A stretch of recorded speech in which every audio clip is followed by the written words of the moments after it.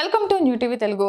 Moscow advanced transport centre పనితీరు అద్భుతంగా ఉందని, ప్రపంచంలోనే అత్యంత వేగంగా అభివృద్ధి చెందుతున్న ప్రజా రవాణా వ్యవస్థల్లో ఇదొకటని రాష్ట్ర ఐటీ విద్యాశాఖ మంత్రి నారా లోకేష్ ప్రశంసించారు.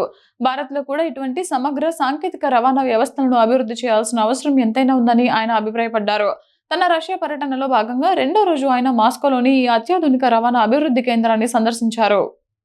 ఈ పర్యటనలో భాగంగా మంత్రి లోకేష్ బృందానికి మాస్కో రవాణా శాఖ ఉన్నతాధికారులు ఘనస్వాగతం పలికారు.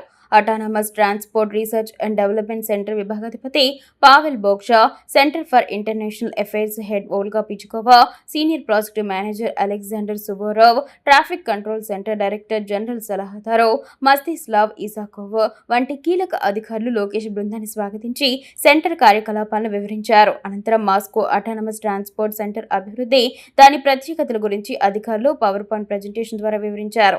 ముఖ్యంగా మాస్కో ట్రాఫిక్ మేనేజ్మెంట్ సెంటర్ పనితీరు, కార్యకలాపాల గురించి లోకేష్ ఆసక్తిగా అడిగి తెలుసుకున్నారు. పర్యటనలో భాగంగా అక్కడి అధునాతన టికెటింగ్ సిస్టమ్స్ డెవలప్మెంట్ ల్యాబొరేటరీని ఆయన బృందం క్షుణ్ణంగా పరిశీలించింది. ఈ సందర్భంగా మంత్రి లోకేష్ మాట్లాడుతూ మాస్కో రవాణా వ్యవస్థలోని ప్రత్యేకతలను ప్రస్తావించారు. ఇక్కడ మెట్రో, బస్సులు, ట్రాలీలు, ఎలక్ట్రిక్ రైలుతో పాటు బైక్ షేరింగ్, స్కూటర్ల వరకు అన్ని ఒకే పర్యావరణ వ్యవస్థ కిందకు తీసుకురావడం అభినందనీయం. ప్రయాణికులు ఒకే మొబైల్ అప్లికేషన్ ద్వారా వాటన్నిటినీ సులభంగా ఉపయోగించుకునే సౌకర్యం కల్పించడం గొప్ప విషయమని అన్నారు.